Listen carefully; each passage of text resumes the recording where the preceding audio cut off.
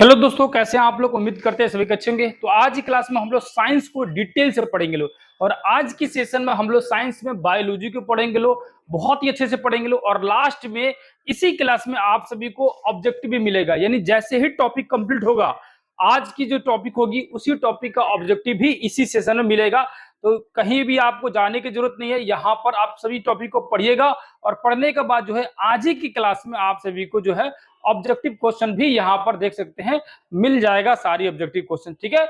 और ये जो चीजें जो है, यानी टॉपिक पढ़ाना और टॉपिक के बाद ऑब्जेक्टिव कराना, ये चीजें आप सभी जानते हैं, शुरू से मैं कराते आ रहा हूं। चाहे कोई भी विषय हो, इतिहास, भूगोल, नागरिक, हर विषय को इसी तरीके से मैं पढ़ाता हूं। और ये जो ट्रेंड है अब धीरे धीरे आप सभी को बहुत सारे जगहों पर देखने के लिए मिल सकता है। ये जो ट्रेंड है बहुत जल्द जो है आप सभी को हर जगह दिखने के लिए मिलेगा। तो शुरू करते हैं आज की क्लास को। बहुत ही बेहतरीन क्लास होने वाला है। और ये जो है पहले, इसके पहले भी मैंने आप सभी को पढ़ाया था, ठीक है।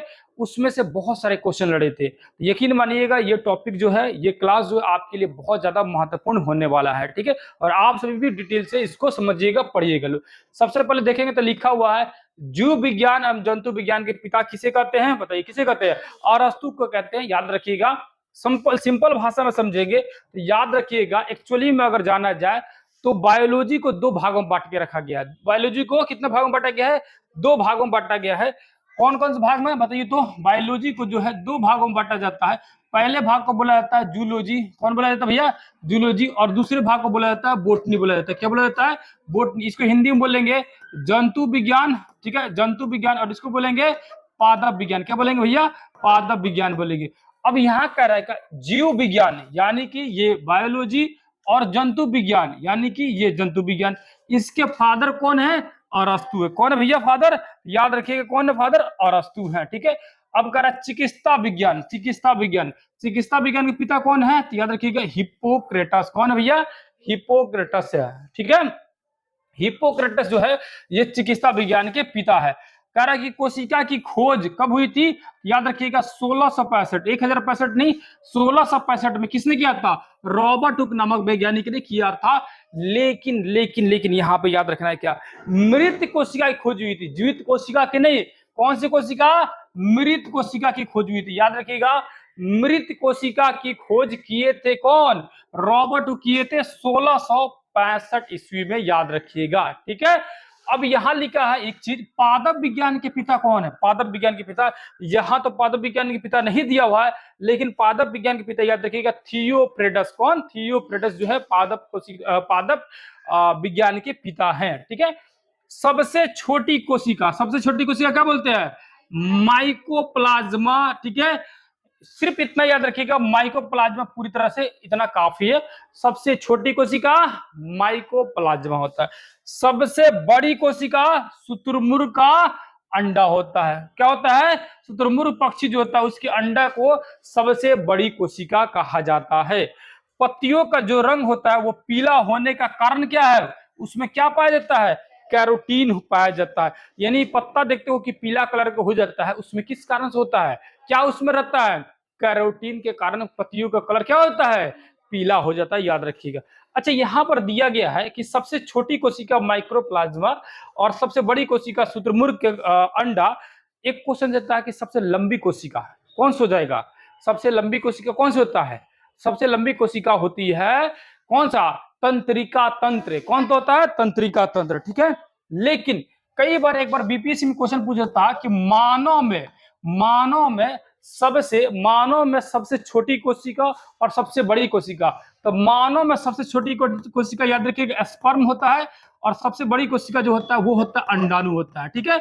स्पर्म और अंडाणु होता है, यानी सबसे छोटी कोशिका जो होती है, अगर मनुष्य में पूछेगा, यहाँ पूछा है ओवरऑल सब कुछ में, यानी कि अगर ऐसे पूछे कि सबसे छोटी कोशिका, तब होगा माइक्रोप्लाज्मा, ठीक है, याद रखिएगा। लेकिन पूछे कि मनुष्य में यानी मानव में सबसे छोटी कोशिका, तब स्पर्म हो जाएगा, ठीक है। और पूछेगा, ऐसे पूछेगा कि सबसे बड़ी कोशिका, तो शुतुरमुर्ग का अंडा हो जाएगा, ठीक है, इतना याद रखिएगा। अगर पूछे सबसे बड़ी कोशिका मानव में, तब याद रखिएगा अंडाणु हो जाएगा, ठीक है, याद रखिए, ओभम यानी अंडाणु कहा जाता है, ठीक है। आगे चलते लो, आगे समझते लो। यहां आ जाइए, आगे देखते लो, यहां पर आ जाइए। यहां लिखा है कि फलों की, यहां पर आ जाइए, फलों के छिलके एवं फूलों में वर्णी लवक, कौन सा लवक होता है? वर्णी लवक, उसी को क्रोमोप्लास्ट कहा जाता है। यानी फल में क्या होता है, फल और उसके फल में जो कलर दे रहा है, कलर कैसे आ रहा है फल में या फूल में, कैसे कलर आ रहा है? क्रोमोप्लास्ट से आ रहा है, यानी वर्णी लवक से आ रहा है। लाइसोसोम को आत्महत्या की थैली कहा जाता है। राइबोसोम को आरएनए प्रोटीन की फैक्ट्री भी कहा जाता है। इसको समझा देते पहले, तब समझ आएगा। कैसे समझिए, यहाँ पर देखिए, यहाँ ध्यान से देखिए, बहुत अच्छे समझिएगा, पूरी डिटेल से समझाऊंगा। यहाँ पर आजिए, आपको समझ आ जाएगा। पहले इसको समझिए, यहाँ पर आजिए, पहले यहाँ पर आजिए, यहाँ पर समझिए, आगे आइए, इसको मैं समझा रहा हूँ। जब क्या हुआ ना कि 1665 ईस्वी में जब वैज्ञानिक ने किया कि भैया इसको देखा, किसको देखा भैया? कोशिकाओं को जूम करके माइक्रोस्कोप से देखा गया। ध्यान समझिएगा, बहुत इंपॉर्टेंट चीज है, बहुत मजा आएगा समझने में। जब उन्होंने देखा तो पता चला कि इसके बीच में क्या था, क्या था बताइए तो, क्या था बीच में? न्यूक्लियस यानी केंद्रक था। क्या था? केंद्रक था। ठीक है, देखिए, कोशिका माने क्या होता है? कोशिका मतलब होता है कि जिससे हमारा शरीर बना। जैसे सिंपल समझिए, जैसे घर बनने के लिए सबसे ज्यादा किन चीज का यूज होता है? ईंट का। ईंट पर ईंट रखते जाएंगे तो एक दीवार बन गया, चारों तरफ से दीवार खड़ा कर दिए तो एक रूम बन गया, है कि नहीं है? और वैसा वैसा दो चार को रूम और बाकी चीजें सेटिंग कर दिए तो एक घर बन गया। ठीक उसी तरह कोशिका मिल मिल के क्या बनाता है? उत्तक बनाता है, और उत्तक मिल मिल के अंग बनाता है, और अंग मिल के हमारा पूरा शरीर बनता है। ठीक है, इसीलिए कोशिकाओं को परिभाषा में कभी कहता है कि कोशिका क्या है? तो कोशिका क्या है? तो क्रियात्मक और रचनात्मक इकाई होती है। यानी कि क्रिया कर रहा है, रचना कर रहा है। किसकी रचना कर रहा है? शरीर का निर्माण कर रहा है, शरीर की रचना कर रहा है। ठीक है, याद रखिएगा। अब उसी कोशिका को क्या किया लोग वैज्ञानिक, ऐसे उठाया और उसको माइक्रोस्कोप से देखा। माइक्रोस्कोप से जूम करके जब देखा तो उसको पता चला कि भाई साहब बीच में क्या था? केंद्रक था। क्या था भैया? बीच में था केंद्रक। क्या था? बीच में केंद्रक। और केंद्रक के अंदर ऐसे ऐसे द्रव्य भरे हुए थे। क्या भरे हुए थे? ऐसे द्रव्य भरे हुए थे, जिसको उसने क्या बोला? केंद्रक द्रव्य बोला है। क्या बोला? केंद्रक द्रव्य बोला। उसके बाद क्या हुआ? उसके बाद जब देखता है वैज्ञानिक तो उसको पता चलता है कि यहाँ पर एक चीज है, यहाँ पर एक चीज है जिसका नाम रख दिया क्या? माइट्रोकांड्रिया। क्या मिला उसको? कोशिका के अंदर क्या मिला उसको? माइट्रोकांड्रिया मिला। और माइट्रोकांड्रिया क्या बोलते हैं? Power house. क्या बोलते हैं भैया? याद रखिए, क्या बोलते हैं? पावर हाउस बोलते हैं। इसी को ऊर्जा गृह बोलते हैं। क्या बोलते हैं? ऊर्जा गृह। ठीक है, ऊर्जा गृह बोलते हैं। कई बार क्वेश्चन पूछता है, कोशिका का पावर हाउस किसे कहते हैं? बताइए। माइट्रोकांड्रिया। किसे कहते हैं? माइट्रोकांड्रिया को कोशिका का पावर हाउस कहते हैं। ये कोशिकाओं के अंदर श्वसन लेने का काम करता है, सांस लेने का काम करता है। आगे समझिए, आगे समझिए क्या मिला और क्या मिलता है, और उसको मिलता है क्या? और वो जब ध्यान से देखता है तो उसको पता चलता है कि भाई साहब इसके अंदर जो है ना, इसके अंदर और भी बहुत सारी चीजें हैं। जैसे एक और चीज देखता है, यहां मिलता है इसको सेंट्रोसोम। क्या मिलता है?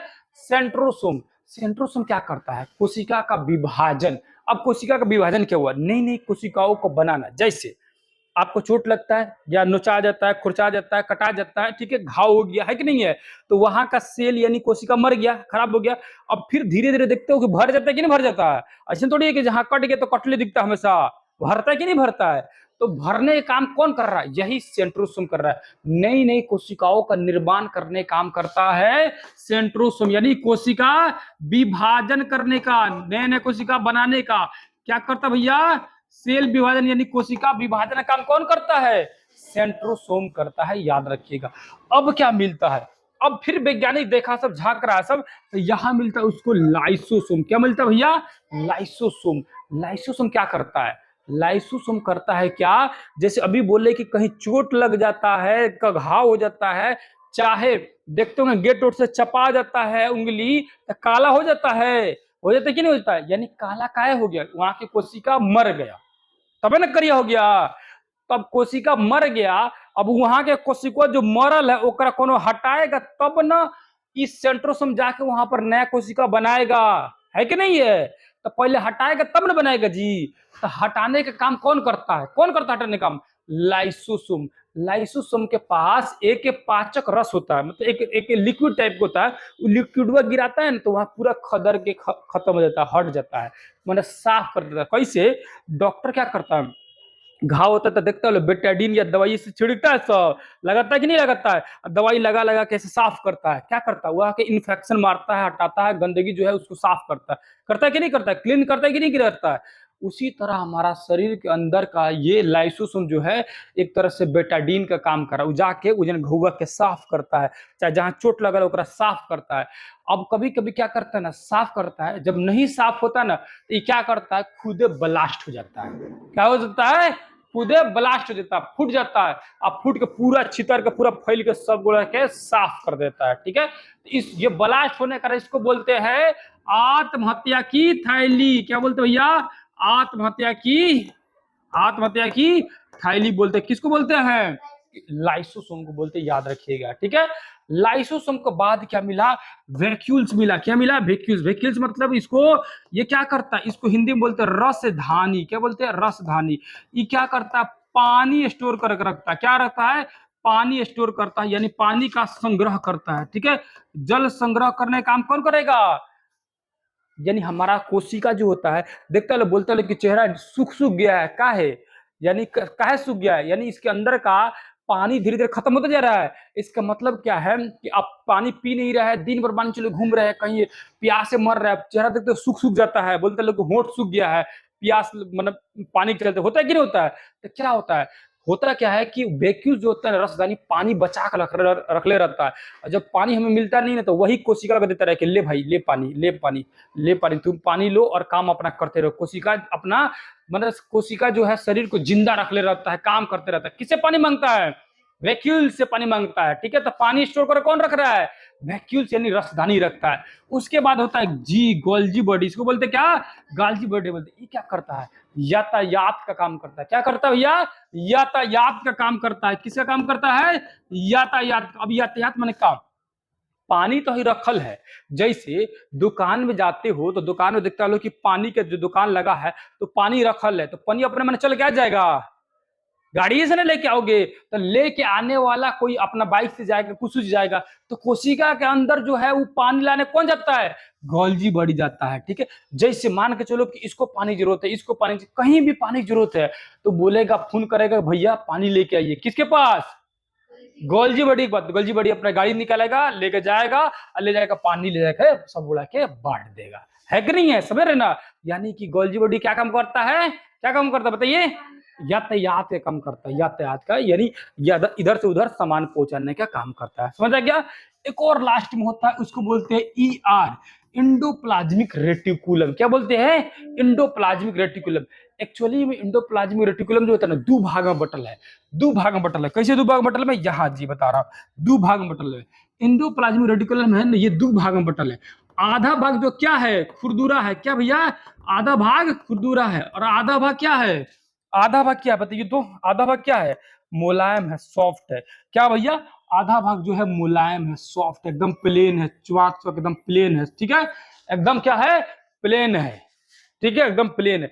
इसका मतलब क्या है, हम लोग जितना खाना खाते हैं लो ना, समझे ना, तो जिसमें वसा होता है ना, फैट, फैट जो होता है ना, यहीं जाके जमा हो जाता है। कहां पर, इस वाले भाग पर, इंडोप्लाज्मिक रेटिकुलम के आधे भाग पर क्या होता है, वसा का संचय होता है, या वसा का क्या होता है, वसा जो है स्टोर होता है या जमा रहता है। क्या रहता है, वसा जमा कहाँ होता है, जितना आदमी को देखते हो तोनवा बड़का बड़का निकल गया रहता है, पेट निकल रहता है, वो सब क्या है, हंस रही है, देख लो।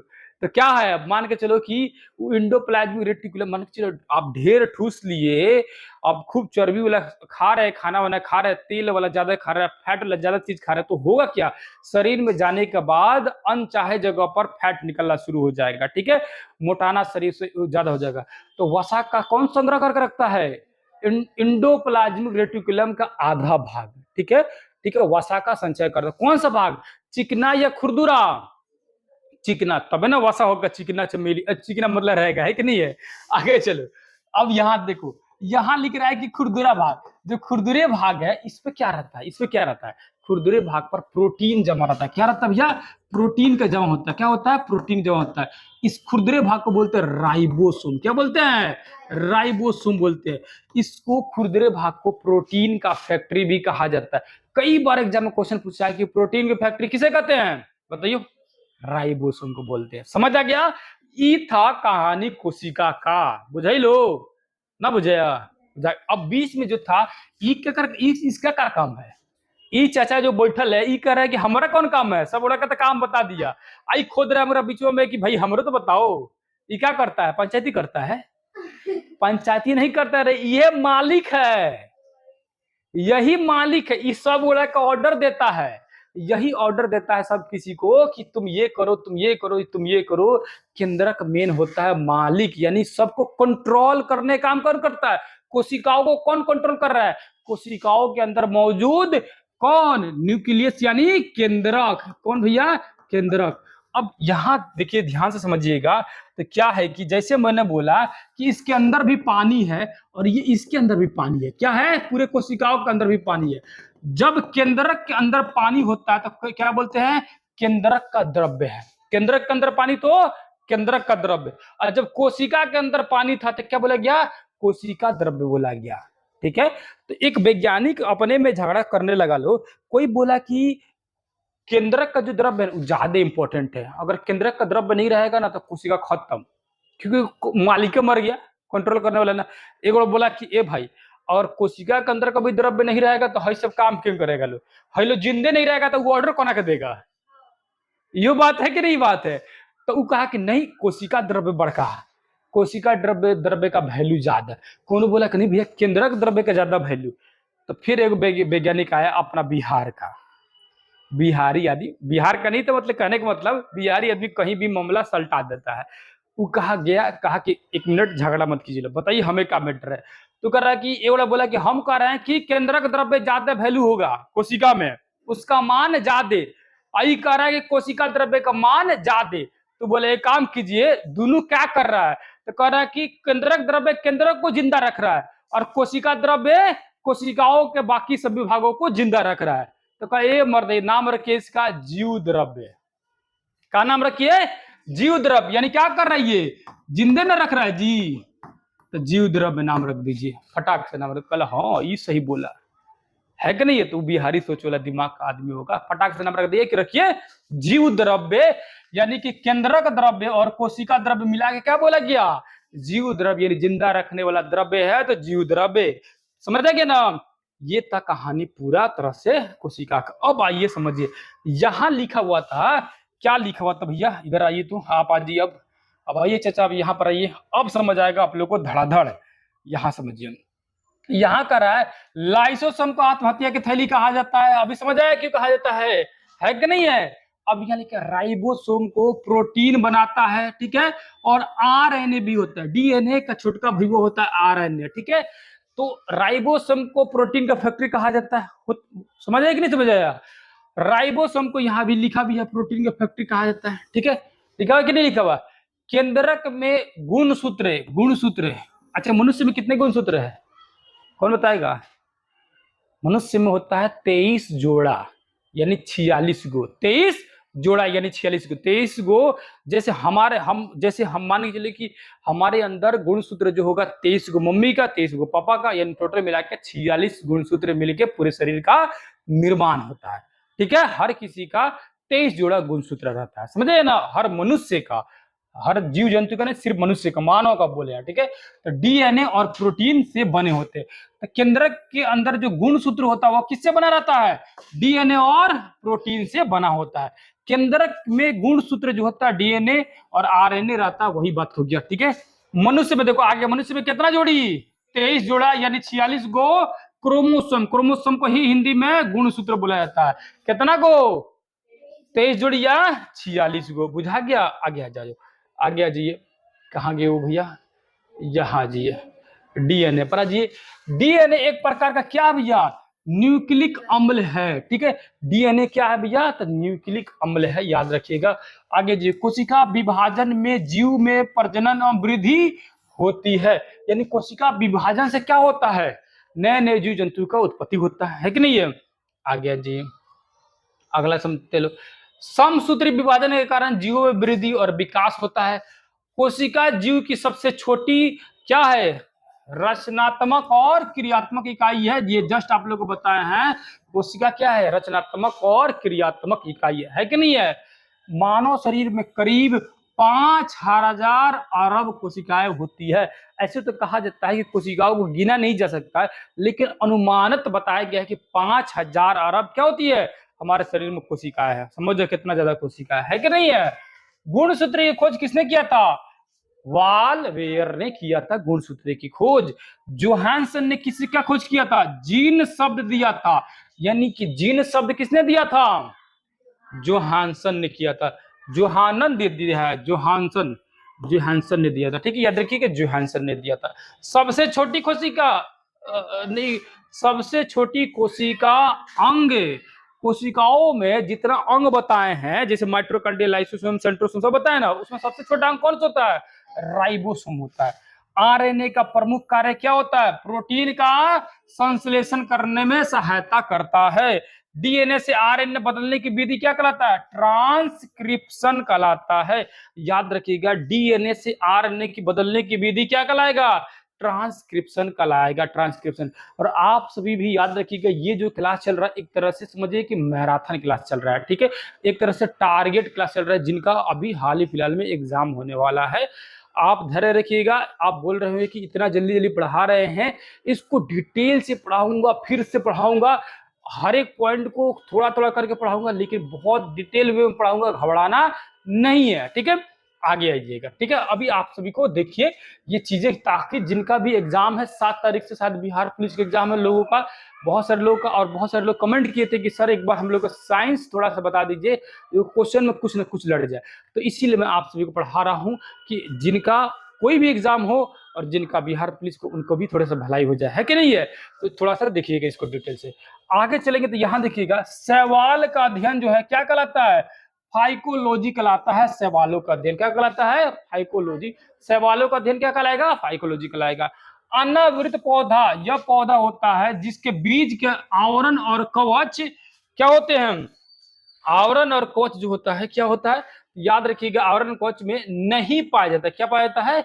नहीं पाया जाता। याद रखिएगा, यहाँ जो है, यहाँ इसको और छोटा करते ताकि अच्छे से दिखे। यहाँ आ जाइए, अनावृत बीज किसे कहेंगे? जिसमें क्या होगा? आवरण या कवच नहीं पाया जाएगा।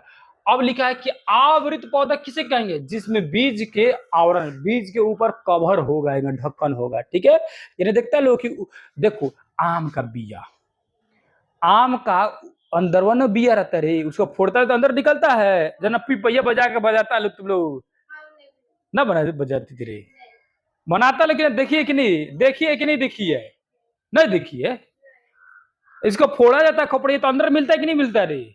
देखिए ग्रीन कलर का रहता है, उसको लेकन से काट के और उसमें क्या करता है, प्लास्टिक डाल के केकन बजाता है पिपई की तरह, है ना। सुनो ध्यान से, उसको क्या बोलेंगे? आवृत बीजी बोलेंगे। क्या बोलेंगे? आवृत, यानी कि जिसके बीज के ऊपर आवरण है, ढक्कन है, ऊपर कवर है। ठीक है, और जो ना का डायरेक्ट बिया रहता है उसको क्या बोलेंगे? उसको बोलेंगे अनावृत पौधा बोलेंगे। क्या बोलेंगे? अनावृत पौधा बोलेंगे, जिसके अंदर जो है मतलब कि उसके आवरण नहीं रहता है। ठीक है, आगे आते लो, आगे समझते लो और डिटेल समझा जाएगा। देखिए आप सभी सोच रहे होंगे, और मैं अभी जस्ट बताया आप सभी को कि ये थोड़ा सा जल्दी जल्दी इसलिए बताया जा रहा है क्योंकि एग्जाम के दृष्टिकोण से अभी जो है 7 तारीख से बिहार पुलिस एग्जाम है।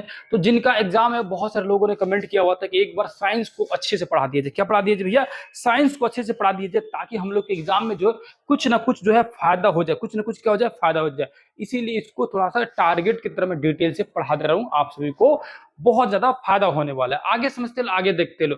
आगे ये लिखा है कि शैवालों में कार्बोहाइड्रेट पाया जाता है, अकार्बनिक पदार्थ पाया जाता है, विटामिन जो है ये सब प्रचुर मात्रा में पाया जाता है शैवाल के अंदर। ठीक है, आगे समझिए। सबसे छोटा आवृत बीजी पादप जो है वो क्या है? तो याद रखिएगा लेमना है। ठीक है, उसका देखेंगे सबसे बड़ा आवृत पौधा जो है कौन सा?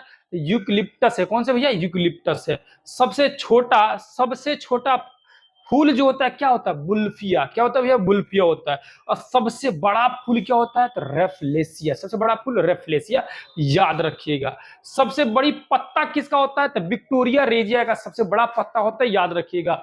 आगे देखेंगे तो सबसे छोटा बीज किसका होता है? तो आर्किड का होता है सबसे छोटा बीज। सबसे बड़ा बीज किसका होता है? तो लिडोसिया का होता है, लिडोसिया का। सबसे छोटा अनार्थ बीज जो है पादप कौन सा है पौधा? तो जैमिया है, जैमिया पेस्मिया, याद रखिएगा। केंद्रा का खोज किसने किया? अभी जस्ट बताया कि नहीं, आप सभी को भी बताया था। केंद्रा की खोज किसने किया था? रॉबर्ट ब्राउन ने केंद्रक आप लोग दिखाया था यहाँ पर जस्ट बना के, रॉबर्ट ब्राउन ने केंद्रक का खोज किया। उसके बाद लिखा कि माइटोकॉन्ड्रिया को क्या कहते हैं, पावर हाउस कहा जाता है। क्या कहा जाता है भैया, पावर हाउस कहा जाता है। जस्ट आप सभी को अभी जस्ट पढ़ाया, ठीक है। डीएनए का डबल हेलिक्स मॉडल किसने दिया था, तो याद रखिएगा वाटसन और क्रिक ने डीएनए का डबल हेलिक्स जो है मॉडल दिया हुआ था। किसने, वाटसन और क्रिक ने। संपूर्ण शरीर में ब्लड रक्त का परिसंचरण तंत्र संपूर्ण शरीर में रक्त का परिसंचरण तंत्र जो है किससे होता है, हृदय से होता है, हार्ट से होता है। किससे होता है भैया, हृदय से होता है, हार्ट से होता है, ठीक है। याद रखिएगा हृदय से यानी हार्ट से होता है, ठीक है, याद रखिएगा। आगे चलते लो, आगे समझते लो। एक मनुष्य के शरीर में लगभग 5 से क्या होता है भैया, 5 से 6 लीटर जो होता है क्या होता है, ब्लड रहता है। एक मनुष्य के शरीर में कितना लीटर होता है, 5 से 6 लीटर जो है ब्लड होता है, याद रखिएगा।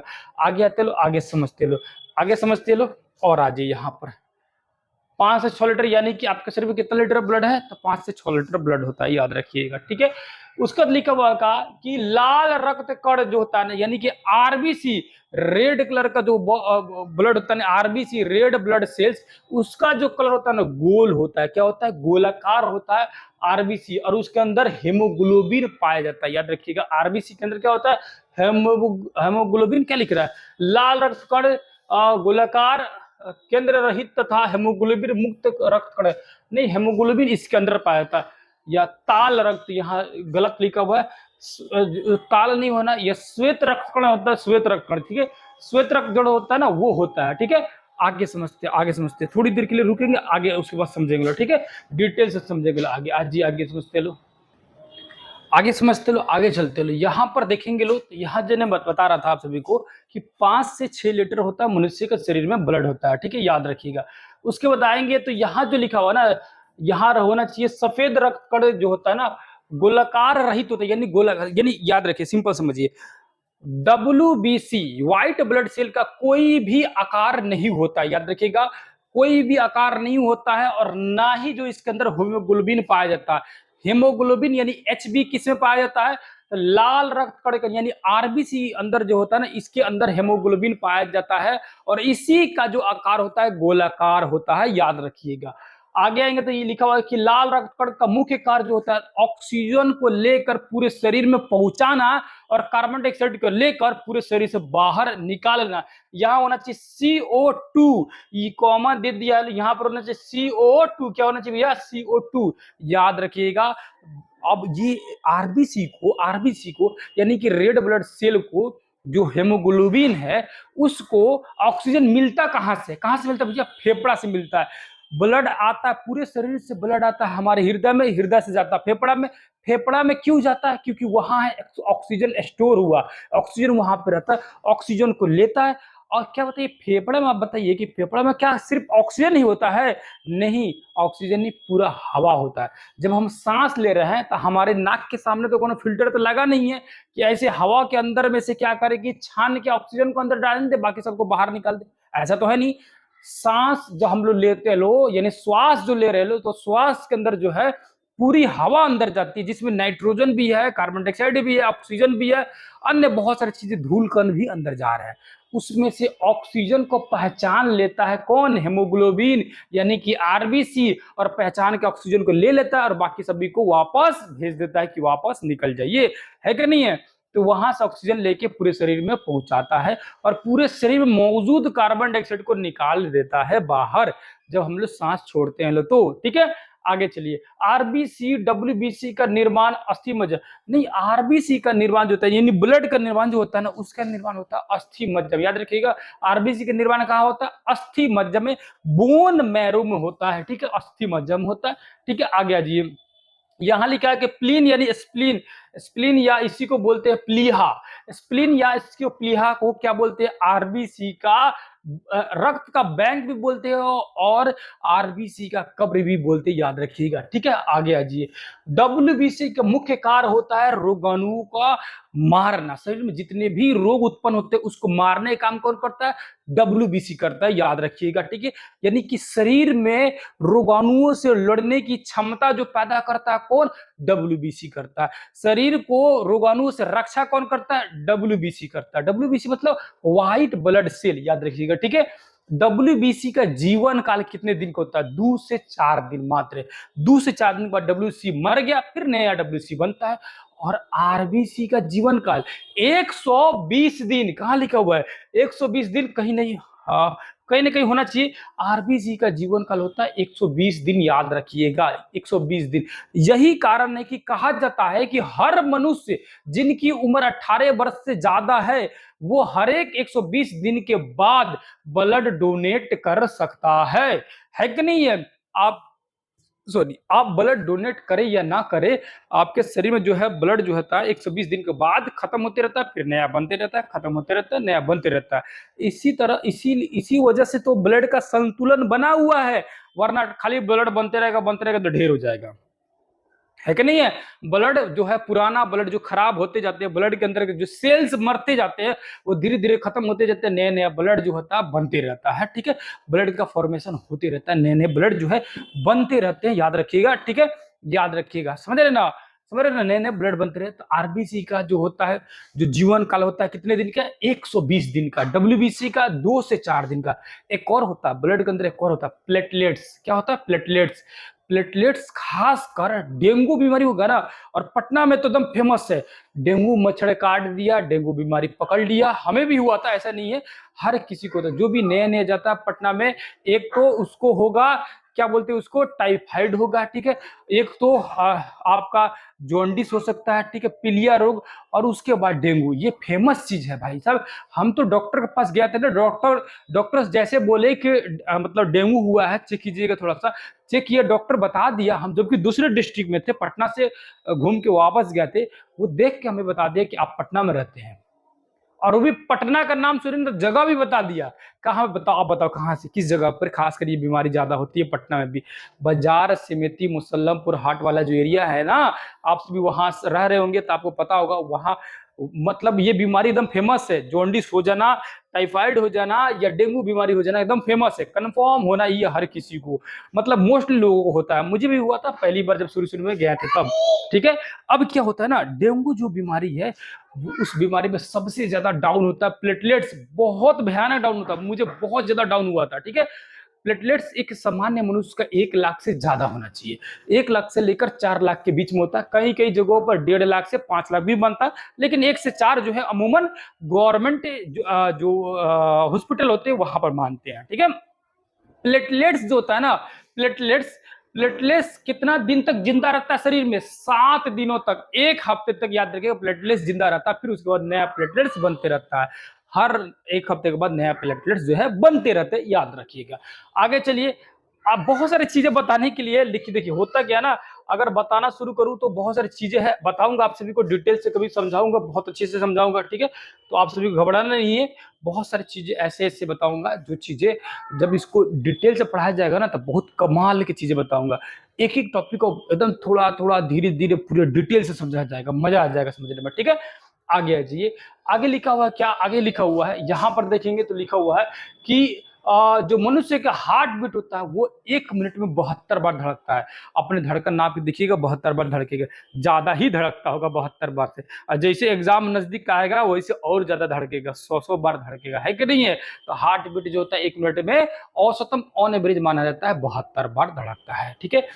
रक्त, उसको मनुष्य में शरीर में रक्त का मात्रा शरीर के भार का 7% होता है, यानी आपका जितना वजन होगा ना उसका 7% मान लीजिएगा आपके शरीर में ब्लड है, ठीक है? यानी कि जितना भी होगा, अब मान के चलिए आपका वजन होगा 50, तो 50 का कैसे निकाला जाता है? 50 का 7%, इसका मतलब होता है कि 50 गुने 7/100, इस तरह करके आप निकाल लीजिएगा कितना आपके शरीर के अंदर ब्लड है, बुझाया? है कि नहीं है?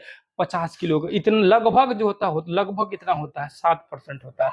आगे चलेंगे, एक बार रक्त संचरण पूरे शरीर में 23 सेकंड में लगता है, यानी कि खून को ई पैर से उठा और ये पूरा शरीर में गया, फिर वापस पहुंच गई है, कितना समय लगा? 23 सेकंड। 23 सेकंड, बताइए कितना दाएं दाएं ब्लड चलता है। इसलिए बोला जाता है कि 120/80 की स्पीड में चल रहा है ब्लड, है कि नहीं? इतना तेज बताइए चलता है, ठीक है? रक्त समूह की खोज यानी ब्लड ग्रुप की खोज 1921 में लैड स्टीरर नामक वैज्ञानिक ने किया था। ब्लड ग्रुप का, ब्लड ग्रुप कितने हैं बताइए? Blood group, A blood group, B blood group, उसके बाद से ए बी ब्लड ग्रुप और ओ ब्लड ग्रुप। यहां बताने के लिए तो एक टॉपिक ही हो जाएगा, एक क्लास ही लग जाएगा पूरे डिटेल बताने के लिए। इन दोनों के एक दूसरे से दुश्मनी बड़ी रहता है, ठीक है। ए बी ब्लड ग्रुप और ओ ब्लड ग्रुप, बस इतना समझिए कि यूनिवर्सल डोनर किसे कहते हैं, यानी कौन सा ब्लड ग्रुप है जो सबको दे सकता है, वो है ओ ब्लड ग्रुप। और उसमें भी डिटेल से पूछे तो ओ नेगेटिव। कारण क्या होता है इसको भी डिटेल से बता दूंगा कि क्या कारण होता है। इतना समझिए कि O negative blood group universal donor होता है। क्वेश्चन में अगर पूछे कि कौन सा ब्लड ग्रुप जो होता है सर्वदाता होता है, तो सर्वदाता तो ओ ब्लड ग्रुप, लेकिन ओ लिखा दो जगह, एक लिख दिया हो ओ पॉजिटिव और ओ नेगेटिव, तब का मारिएगा, तब क्या लगाइएगा आप बताइए क्या लगाइएगा, तब लगाइएगा ओ नेगेटिव। याद रखिएगा ओ नेगेटिव सबसे सर्वदाता है, ओ नेगेटिव सभी को दे सकता है, सब किसी को। और इसको लेना होगा तो किससे लेगा भैया, ओ नेगेटिव को लेना होगा ब्लड तो किससे लेगा, किसी से नहीं ले सकता, ओनली वन ओ नेगेटिव, यानी अपना ही वाला से ले सकता है, दूसरे किसी से ब्लड ग्रुप नहीं ले सकता है। यूनिवर्सल डोनर है ओ नेगेटिव। कौन सा ऐसा ब्लड ग्रुप है जो सबसे ले सकता है, यूनिवर्सल एक्सेप्टर, यानी सर्वग्राही, सबसे ग्रहण कर सकता है, तो कौन सा ब्लड ग्रुप है, याद रखिएगा वो ब्लड ग्रुप जो है ए बी। कौन सा blood group, A B blood group जो है वो सबसे ले सकता है, याद रखिएगा। पूरा बहुत ही बड़ा टॉपिक है, इसको पढ़ाने के लिए पढ़ाया जा सकता है, इसलिए इसको, और ये टॉपिक तो बहुत डिटेल से मैं पढ़ाता हूँ, बड़े मजेदार तरीके से पढ़ाता हूँ। कारण क्या है कि अपना भी ब्लड ग्रुप ओ नेगेटिव है, ठीक है, बहुत कम लोग जानते हैं, ठीक है, अब सारे लोग जानेंगे, ठीक है। आगे आ जाइए, ठीक है, यहां पर समझते हैं लोग, आगे समझते हैं लोग, आगे जानेंगे लोग तो आगे आपको मिलेगा, आगे आप लोग को देखने के लिए मिलेगा, ठीक है। आगे समझेंगे लोग, यहां लिखा है blood group A B, A B और ओ, और इसी में अगर नेगेटिव लगा दिए ना, तो 4 गो ई है, 4 गो ऐसे नेगेटिव लगा दिया जाए, यानी नेगेटिव पॉजिटिव दोनों लगा दिया जाए, तो ये 8 गो ब्लड ग्रुप हो जाएगा। कितना ब्लड ग्रुप हो जाएगा, 8 गो ब्लड ग्रुप हो जाएगा, 8 गो ब्लड ग्रुप हो जाएगा, 8 गो ब्लड ग्रुप हो जाएगा, ठीक है। आगे चलते हैं लोग, आगे समझते हैं लोग, ठीक है। यहाँ सौरदाता और सौरग्राही आप सभी को समझा दिए, आगे समझिए। यहाँ लिखा है रक्त का पीएच मान।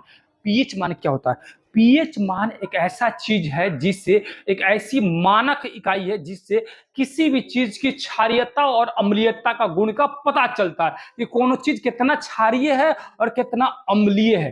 पीएच स्केल यहाँ पाइए, पीएच स्केल यहाँ देखिए, एक स्केल हो गया, एक क्या हो गया, एक स्केल हो गया पीएच स्केल।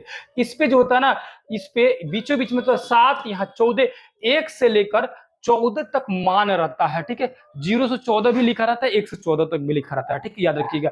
7 वाले बीचों बीच को बोलते हैं उदासीन, क्या बोलते हैं भैया, उदासीन बोलते हैं। 7 से ज्यादा बढ़ेगा तो क्षारीय, और 7 से कम होगा तो क्या बोलेंगे, अम्लीय बोलेंगे, क्या बोलेंगे, अम्लीय बोलेंगे। तो ब्लड जो है क्या है, क्षारीय है स्वाद में या अम्लीय। कभी ब्लड ऐसे कटेगा तो उसको चाट के देखिएगा, मतलब उसका टेस्ट करके देखिए, क्या लगेगा, थोड़ा सा कड़वा लगेगा, इसीलिए इसका पॉइंट जो है 7.4 है। क्या है, हल्का सा, ये लगभग नहीं करेगा, पता नहीं चलेगा स्वाद का।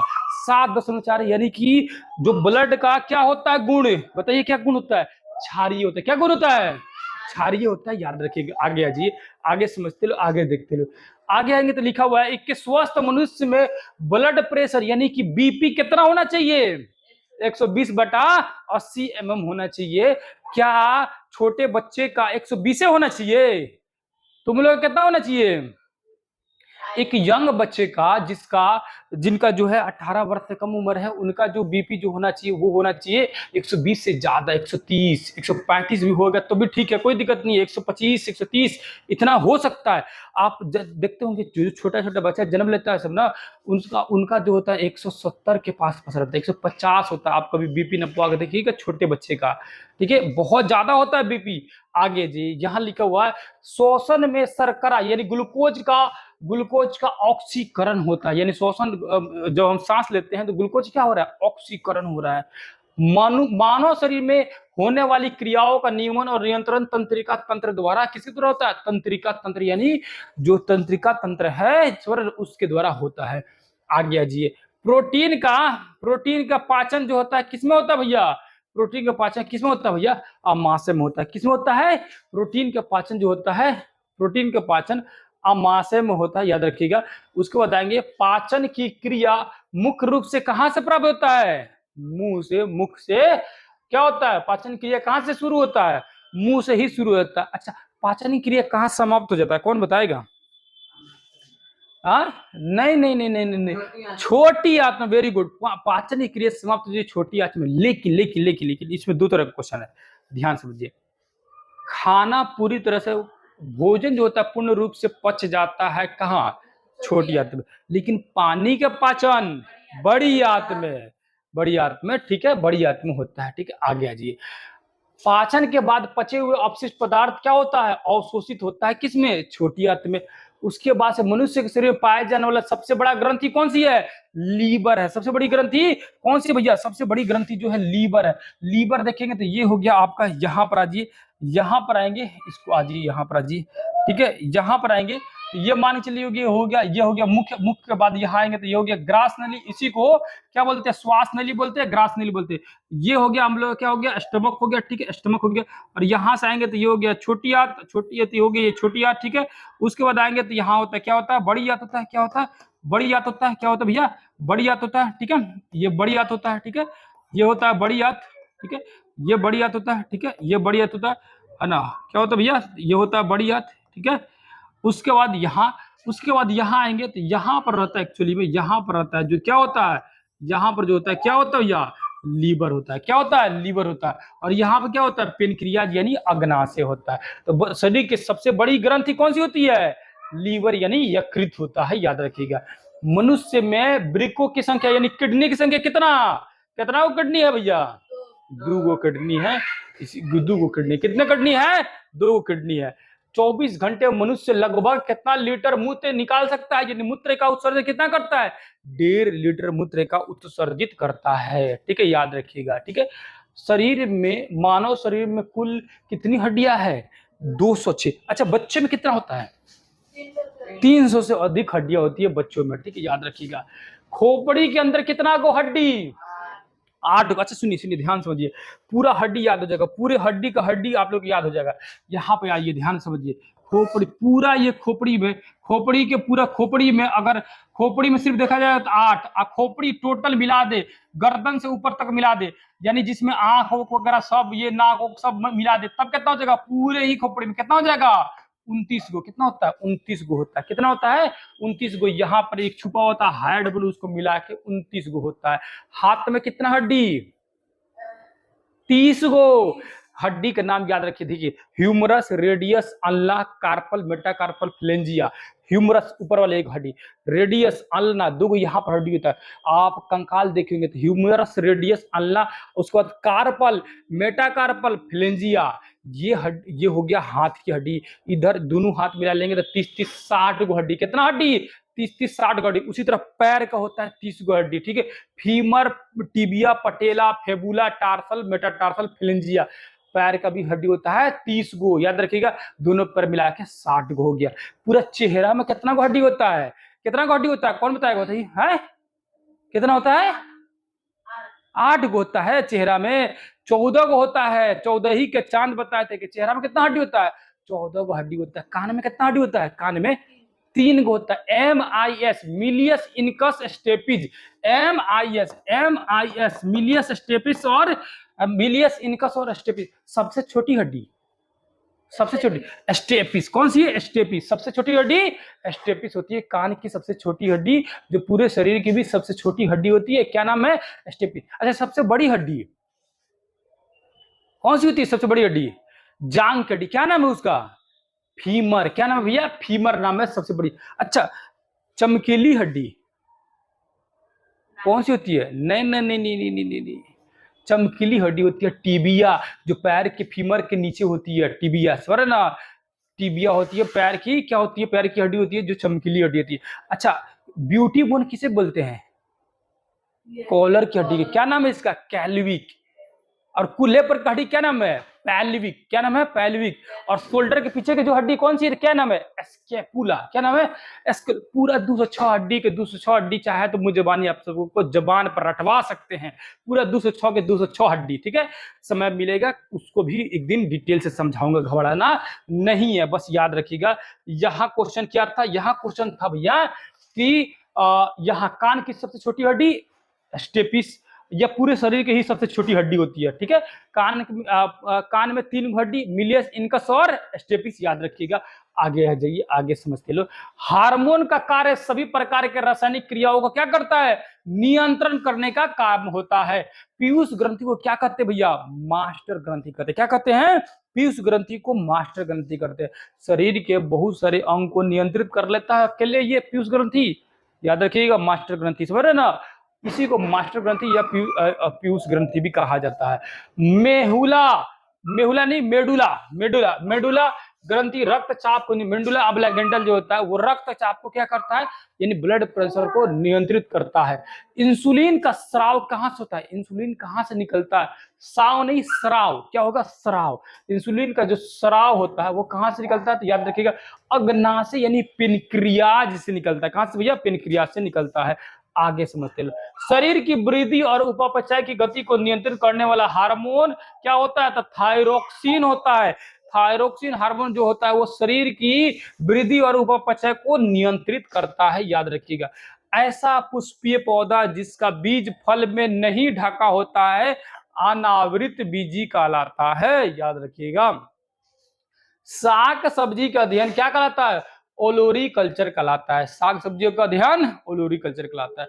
टमाटर का रंग पकने पर लाइकोपीन के कारण किस कलर का हो जाता है, लाइकोपीन के कारण लाल हो जाता है। लौ से लाल, लौ से लाइकोपीन। संसार का सबसे बड़ा पक्षी शुतुरमुर्ग होता है। संसार का सबसे बड़ा पक्षी शुतुरमुर्ग, समझे ना। इससे पहले डोडो पक्षी था, मर गए लोग, खत्म हो गया, लोग उसको खा गया सब डोडो पक्षी को, है ना। शरीर में सबसे कठोर तत्व कौन सा होता है, दांत का ऊपरी भाग इनामिल, क्या होता है, इनामिल। अच्छा, सबसे मजबूत क्या होता है, शरीर का कौन सा भाग सबसे मजबूत होता है, जबड़ा होता है। वेरी गुड, याद था कि दिमाग लगा, इसी अंदाजे ओ दिमाग याद था, चलो ठीक है, वेरी गुड, ठीक है। तो मनुष्य के हृदय कितने भागों में बटा हुआ है, 4 भागों में बटा हुआ है।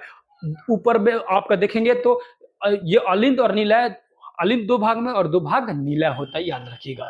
आगे जी, कार्बोहाइड्रेट और वसा शरीर को क्या देता है, ऊर्जा। अच्छा, कार्बोहाइड्रेट वसा दोनों में सबसे ज्यादा ऊर्जा कौन देगा, बताइए तो। नहीं नहीं नहीं नहीं नहीं, वसा सबसे ज्यादा ऊर्जा देता है, याद रखिएगा। सबसे ज्यादा ऊर्जा कौन देता है, वसा देता है, उसके बाद कार्बोहाइड्रेट देता है ऊर्जा। मनुष्य के शरीर में लगभग कितना प्रतिशत जल है, 65 से 80-85% तक रहता है, याद रखिएगा। मनुष्य में लिंग निर्धारण कौन करता है, पुरुष के लिंग निर्धारण पर मनुष्य के लिंग निर्धारण डिपेंड करता है कि पुरुष के जो गुणसूत्र होता है उसमें XY गुणसूत्र होता है, उसके कारण ही बच्चा मेल होगा या फीमेल होगा, यानी बच्चा जो होगा, बेबी जो होगा वो बॉय होगा या गर्ल होगा, ये डिपेंड करता है पुरुष के गुणसूत्र पर, क्रोमोसोम पर, याद रखिएगा। थायरोक्सिन, थायरोक्सिन नहीं, इसको कीजिएगा थायरोक्सिन। क्या कीजिएगा भैया, थायरोक्सिन हार्मोन जो होता है, क्या होता है भैया, थायरोक्सिन, ठीक है, याद रखिएगा क्या होगा, thyroxine hormone. Iodine, thyroxine hormone में क्या होती है, आयोडीन होता है। आयोडीन कमी से कौन सा रोग होता है, कौन बताएगा, आयोडीन की कमी से कौन सा रोग होता है, घेगा नामक रोग होता है, याद रखिएगा, घेगा नामक रोग होता है। आगे चलते लो, आगे समझते लो।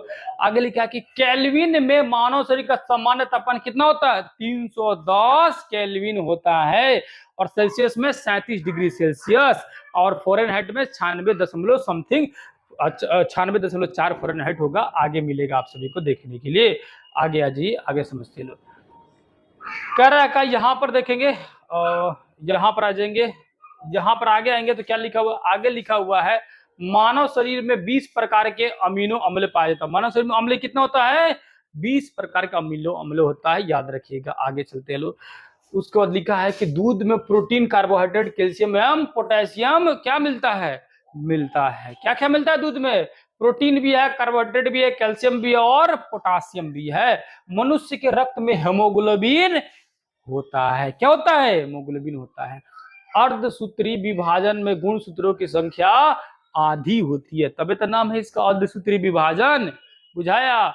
ऑक्सीजन की कमी में हाइपोएक्जिमा नामक रोग होता है, यानी ऑक्सीजन सांस लेने में कमी हो रही है तो कौन सी बीमारी हो गया है, हाइपोएक्जिमा नामक बीमारी हो गया है। तंत्रिका तंत्र की इकाई को क्या कहते हैं, न्यूरॉन कहते हैं, तंत्रिका तंत्र की इकाई को, याद रखिएगा। मानव शरीर की सबसे बड़ी कोशिका न्यूरॉन होते हैं। मानव शरीर की सबसे बड़ी कोशिका, याद रखिएगा, न्यूरॉन भी होता है। और याद रखिएगा, मानव शरीर में सबसे बड़ी कोशिका अंडाणु भी होता है मनुष्य के अंदर, मानव के अंदर, ठीक है, याद रखिएगा। मानव शरीर की सबसे छोटी कोशिका क्या होती है? सियाटिन होता है। क्या होता है भैया? सियाटिन होता है। और उसके बाद देखेंगे, क्या पूछ रहा है, न्यूरॉन क्या होता है? जैसे हमारा शरीर बना है छोटी छोटी कोशिकाओं से बना हुआ है ना, उसी तरह ब्रेन जो होता है ना, ब्रेन भी छोटी छोटी कोशिकाओं से मिलकर बना, उसी को बोला जाता है न्यूरॉन। क्या बोला जाता है भैया? देखना, ब्रेन का जो डॉक्टर होता है ना, कभी नहीं लिखा रहता है कि ब्रेन का डॉक्टर या ब्रेन डॉक्टर, क्या लिखा रहता है? न्यूरोलॉजिस्ट। क्या लिखा रहता है? न्यूरोलॉजिस्ट, यानी न्यूरॉन के जांच करने वाला डॉक्टर। बुझाया? न्यूरॉन यानी ब्रेन की सबसे छोटी इकाई को क्या बोलेंगे? न्यूरॉन। एक स्पेशल नाम रख दिया गया, ठीक है। आगे चलो, मानव शरीर की सबसे छोटी छोटी कोशिका सियाटिक होता है, ठीक है। और मानव शरीर की सबसे छोटी कोशिका स्पर्म भी होता है, दोनों याद रखना, ठीक है। ईस्ट का प्रयोग क्या होता है? डबल रोटी बनाने में किया जाता है, यानी कि पावरोटी बनाने में ईस्ट का प्रयोग किया जाता है। देखते हो रतवा में क्या बोलते हैं उसको, मैदा का फुला कर छोड़ देते हैं तो पुआ सेवरे सेवरे छाना जाता है तो खूब बढ़िया फूलता है। वही ईस्ट वाला प्रक्रिया बता रहा है, समझ रहे ना? यही क्रिया किया जाता है डबल रोटी बनाने में। अब आ गया क्या? अब आ गया आप सभी को, अब सभी का आ गया, ये आ गया आपके आलम सर। और आज ये आगे समझिए, यहाँ आ गया ऑब्जेक्टिव क्वेश्चन। समय है कि नहीं? समय है। टाइम कितना हो रहा है? अगर ऑब्जेक्टिव का सेशन का टाइम है तो करा देंगे, वरना लेट हो रहा होगा तो काफी समय हो गया, हमको लग रहा है कि लगभग 1 घंटे का क्लास हो गया, ठीक है। तो ऑब्जेक्टिव कितना है कराते हैं? 10 ऑब्जेक्टिव कराते हैं, बाकी जो है कल आप लोगों को करा देंगे, डिटेल से घबरा नहीं, जितना हो पाता करा देते हैं, ठीक है। और दूसरा भी क्लास है, ठीक है। यहाँ ये प्रोटीन का संश्लेषण होता है। प्रोटीन का संश्लेषण बताइए तो किसमें होगा? कौन बता देगा प्रोटीन का संश्लेषण किसमें होता है? कौन बताएगा बताइए तो? प्रोटीन का जो संश्लेषण होता है वो किसमें होता है बताइए? राइबोसोम में होता है। किसमें होता है? बहुत अच्छे, अभी जस्ट बताया था किसमें होता है? राइबोसोम होता है प्रोटीन का संश्लेषण, याद रखिएगा, ठीक है। किसमें होता है भैया? राइबोसोम होता है। अगला क्वेश्चन आते हैं, क्वेश्चन नंबर 2 पहुंचते हैं लोग। क्वेश्चन नंबर 2 देखते लो, माइटोकॉन्ड्रिया का संबंध किससे है?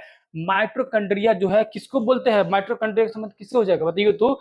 माइटोकॉन्ड्रिया श्वसन से संबंधित है, इसको पावर हाउस भी बोलते हैं। क्या बोलते हैं? माइटोकॉन्ड्रिया को पावर हाउस बोलते हैं। क्या बोलते हैं? पावर हाउस, यानी ऊर्जा गृह भी बोलते हैं। क्या बोलते हैं? ऊर्जा गृह बोलते हैं, इसको बोलते हैं, ठीक है, याद रखिएगा। अगला क्वेश्चन आते हैं ना, अगला क्वेश्चन आते हैं, ठीक है। अगला क्वेश्चन देखिए, यहां देखिए, यहां लिखा, कोशिका के अंदर ऊर्जा का निर्माण किसके द्वारा होता है? अभी जस्ट समझा है, किसके द्वारा? माइटोकॉन्ड्रिया। अरे ऊर्जा, ऊर्जा जैसे ऊर्जा है पगला, ऊर्जा जैसे है माइटोकॉन्ड्रिया। आपको आंख बंद करके मार देना है, ठीक है। आंख बंद करके मार देना है, ठीक है, समझे ना? क्या मान देना है? आंख बंद करके आते हैं, 2 मिनट में आते हैं, ठीक है ना? आंख बंद करके आते हैं, ठीक है ना? आगे चलते हैं, आगे समझते हैं। अगला क्वेश्चन आते हैं, 4 नंबर क्वेश्चन। यहाँ आइए, पादप कोशिकाओं में डीएनए होता है। पादप कोशिकाओं में डीएनए कहाँ होता है भैया? पादप कोशिकाओं में डीएनए होता है। जो डीएनए जो होता है, याद रखिएगा, डीएनए जो होता है इनमें से सभी में हो जाएगा, हरितलोक में, केंद्रक में और माइटोकॉन्ड्रिया, यानी इनमें से सभी में हो जाएगा, याद रखिएगा। अगला क्वेश्चन आते हैं, अगला क्वेश्चन देखते हैं। लो, अगला क्वेश्चन 5 नंबर देखेंगे, मानव शरीर के अंग से, मानव शरीर के कौन से अंग में लसिका कोशिका बनती है? तो किसमें बनेगी? दीर्घ अस्थि में बनेगी। किसमें बनेगी लसिका? दीर्घ अस्थि में बनेगी, याद रखिएगा, दीर्घ अस्थि में बनेगी, ठीक है। इसको और डिटेल से पढ़ा जाएगा, घबराना नहीं है, थोड़ा सा टाइम हो गया है, इसको 5 और क्वेश्चन करा देते हैं, उसके बाद जो है और भी क्वेश्चन है, ऐसा नहीं है कि क्वेश्चन नहीं है, 40 से 50 क्वेश्चन है इस चैप्टर का। कल सुबह मॉर्निंग में करा दूंगा, ठीक है। कल और भी अनाउंसमेंट करना, बहुत ऐप के बारे में बता दूंगा आप लोगों को। कल अनाउंसमेंट आप लोग दिन में देख लीजिएगा, और 7 बजे कल 7 PM में लाइव आना बिल्कुल ही नहीं भूलना है, हर किसी को लाइव आना है। कल की क्लास बहुत ही जबरदस्त होने वाला है, आप सभी को लाइव आ जाना है, ठीक है। ऑनलाइन और ऑफलाइन दोनों को प्रेजेंट होना है। कल 7 बजे आप लोग प्रेजेंट हो जाइएगा, लोग ऑफलाइन वाले भी और ऑनलाइन वाले भी दोनों प्रेजेंट हो जाइएगा, ठीक है, याद रखिएगा, ठीक है। कल जो है लाइव सेशन चलेगा, एक साथ चलेगा दोनों का, यानी ऑफलाइन और ऑनलाइन दोनों एक साथ करने वाला हूं। सब चीज कल डिटेल से समझा दूंगा। और कल दिन में आप सभी को 9 बजे के करीब में, 9 AM में या 10 AM में आप लोगों को दिन में एक जो है अनाउंसमेंट करने वाला, बहुत तगड़ा अनाउंसमेंट होने वाला है। यूट्यूब पर पहली बार ऐसा तगड़ा अनाउंसमेंट होगा, कोई भी नहीं। ट्रेंड मैंने शुरू किया था, वो ट्रेंड आप लोगों को दिख रहा होगा, बहुत सारी जगह धीरे धीरे देखने के लिए मिलेगा। चैनल नया है लेकिन चीजें जो है वो बहुत ही पुरानी है, एक्सपीरियंस जो है बहुत पुरानी है, आपको देखने के लिए मिलेगा। पहले क्वेश्चन कंप्लीट कर लेते हैं, बाकी सारी चीजें बताऊंगा। कोशिका सिद्धांत का प्रतिपादन किसने दिया था बताइए तो। जब क्वेश्चन बोले कोशिका सिद्धांत, 100 से सिद्धांत, 100 से स्लाइडेन एम स्वान, किसने भैया? स्लाइडेन और सिवान ने दिया था कोशिका सिद्धांत के बारे में। 100 से सिद्धांत, 100 से स्लाइडेन एम स्वान, स्लाइडेन एम स्वान आज याद रखिएगा। आगे आते लो, आगे समझते लो, आगे देखते लो, अगला क्वेश्चन देखते लो, ठीक है। अर्धसूत्री विभाजन पाया जाता है, अर्धसूत्री विभाजन जो पाया जाता है याद रखिएगा वो पाया जाएगा तरुण पुष्पी कलिकाओं में अर्धसूत्री विभाजन यानी आधा विभाजन पाया जाएगा, याद रखिएगा। अर्धसूत्री विभाजन किस पाया जाएगा? तरुण पुष्पी कलिकाओं में पाया जाएगा। अगला क्वेश्चन आते हैं, क्वेश्चन नंबर देखते हैं लोग 8 में। एटीपी का निर्माण किस में होता है? याद रखिएगा 38 एटीपी मिलने के बाद, 38 एटीपी मिलने के बाद एक ऊर्जा यानी एक एनर्जी कन्वर्ट होती है, एटीपी का निर्माण होता है माइटोकॉन्ड्रिया में। कहां होता है भैया? माइटोकॉन्ड्रिया में एटीपी का निर्माण होता है, ठीक है, याद रखिएगा। अगला क्वेश्चन आते हैं लोग, क्वेश्चन नंबर 9 देखते हैं लोग। किस दूध में लैक्टोज शक्कर का प्रतिशत अधिक होता है? यानी कि किस दूध में लैक्टोज का प्रतिशत जो है सबसे ज्यादा अधिक होता है? तो गाय के दूध में भी होता है, बकरी के दूध में भी होता है, और स्त्री के दूध में, यानी इनमें से सभी हो जाएगा। सभी के दूध में जो होता है लैक्टोज शक्कर का प्रतिशत ज्यादा होता है ना। इसमें से अगर सॉरी, आगे समझते लो, आगे चलते लो, ठीक है। लास्ट क्वेश्चन देखते लो। हाइड्रोफोबिया रोग जो होता है वो किसके द्वारा होता है? याद रखिएगा हाइड्रोफोबिया जो रोग होता है वो विषाणु के द्वारा होता है। किसके द्वारा? विषाणु के द्वारा जो होता है हाइड्रोफोबिया रोग होता है, याद रखिएगा, ठीक है। उम्मीद है कि आज की क्लास जो है थोड़ा सा फास्ट चला है, थोड़ा सा नहीं, थोड़ा ज्यादा ही फास्ट चला, इसलिए क्योंकि समय कम था, क्लास दूसरा भी लेना है ऑफलाइन में, ठीक है। तो कल से मैं लाइव कर दूंगा, तो दिक्कत ये जो परेशानी है वो खत्म हो जाएगी। ऐप के बारे में बता दूंगा आप सभी को, ठीक है। और आप लोग हर तरह के कोई भी डाउट होगा कल आप लोग कंफर्म पूछ लीजिएगा। 7 PM बार बार इसलिए बता रहा हूँ क्योंकि ये चीजें कई बार आप लोग मैसेज कर रहे हैं कि कब से लाइव क्लास शुरू होगा, तो कल से आप लोग आ जाइए, ठीक है ना। चीजें जो है कंफर्म कल से आने लगेगी। कुछ चीजें जो है हमसे भी मिस्टेक हुआ है ना। होता क्या है कि ऊंची दुकान फीकी पकवान का हाउस सुने होंगे, मैंने थोड़ा ज्यादा ही सोच लिया था, और जहां भी गया चीजें काफी ज्यादा मुझे डिले हुई, और पता नहीं किस वजह से हो रही है, क्या वजह है कि मेरे साथ चीजें जो है थोड़ी थोड़ी जो है वो किसी न किसी कारण से वो चीजें मैं बता नहीं सकता हूँ, फिर कभी बताऊंगा डिटेल में।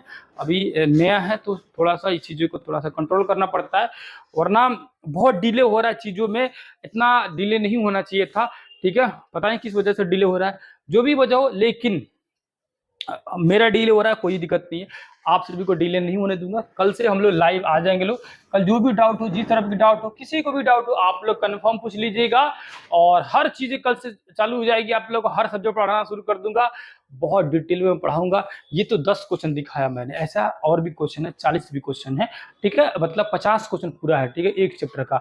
उसी तरह चैप्टर वाइज आएंगे, टॉपिक क्या का मैथ भी होगा, आपका इतिहास, भूगोल, नागरिक, पॉलिटिकल साइंस, हर सब्जेक्ट को जितना भी हो पाएगा मैथ कराऊंगा, समझे ना। जो आप सभी की एग्जाम में इंपॉर्टेंट है वो हर चीज होगा, हर चीज कंप्लीट पढ़ाया जाएगा, कुछ भी अधूरा नहीं रहेगा। तो क्लास कैसा लग रहा है आप बताइएगा, ठीक है। क्लास कैसा लग रहा है, कोई सजेशन देना होगा जरूर दीजिएगा, बिंदास दीजिएगा। और यहीं पे क्लास को एंड करते हैं, फिर किसी दूसरे क्लास में मिलेंगे, तब तक के लिए बहुत बहुत धन्यवाद। नमस्कार, अस्सलाम वालेकुम, जय हिंद, जय भारत।